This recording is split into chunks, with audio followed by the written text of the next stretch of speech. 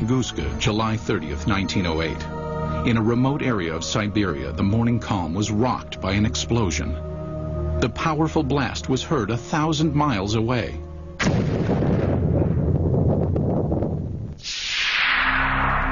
There was an enormous firewall blast, something on the order of 15 megatons of equivalent energy, which is roughly 1,000 times that of the Hiroshima blast at the end of the Second World War. This was an extraordinary event. Because of the remoteness of the Tunguska region, it was almost 20 years before any government researchers visited the site. The first expedition to reach Tunguska was headed by Russian mineralogist Leonid Kulik.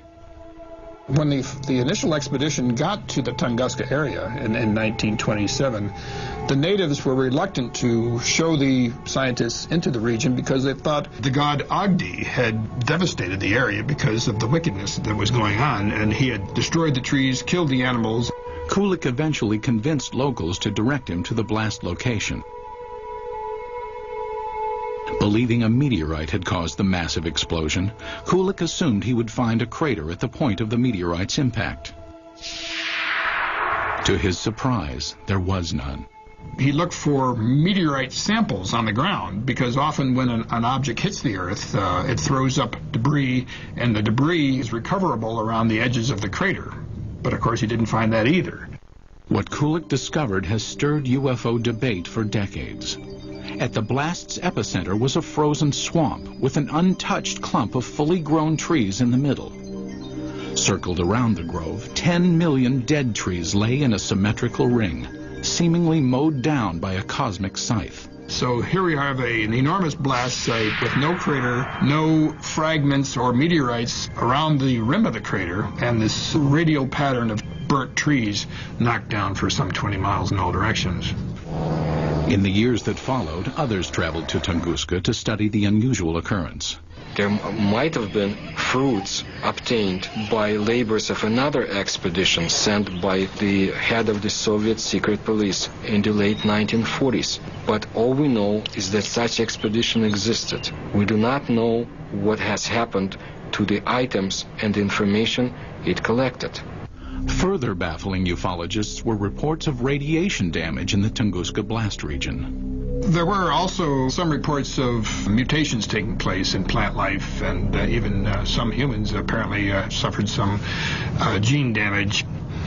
In 1947, Russian Army Colonel Alexander Kazantsev developed a remarkable theory based on information about the devastating consequences of America's atomic bomb attacks on Japan.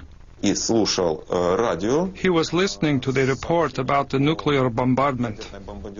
The announcer gave a very long and very detailed description of how and in which direction trees, houses had fallen, and so on, how everything was hit.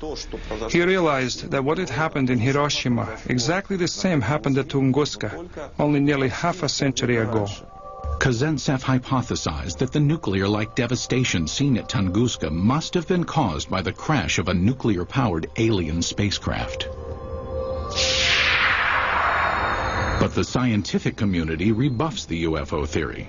Scientists claim the Tunguska explosion was caused by a rare but explainable natural event. They believe an asteroid dropped to just 3 miles above the Earth's surface and then exploded. As the object came in, it was being decelerated and squeezed by atmospheric forces. It blew up with the force of a hydrogen bomb. The shock wave smashed down the forest, knocking trees away from the blast and resulting in a pattern away from ground zero. But how would an asteroid explosion explain the reports of radiation damage in the Tunguska area? Scientists say it can be attributed to the sheer magnitude of the explosion. As we mentioned before, the blast itself was 1,000 times greater than the Hiroshima blast at the end of World War II. The blast would have generated a series of very high-speed charged particles and would have been the cause of some of the mutations in the gene structures of plants and animals. But to this day, scientific explanations do not satisfy many ufologists. I have been several times to the place where the Tunguska body fell. I intentionally call it body, not meteorite. I mean, the catastrophe of an asteroid, of a comet, or of any other natural body cannot lead to such consequences. A number of expeditions found things that they couldn't explain. There are some people who were saying that the evidence suggested this was some kind of an alien spaceship. That was the kind of magical explanation you use when you don't have enough real science to understand the physics and the astronomy involved.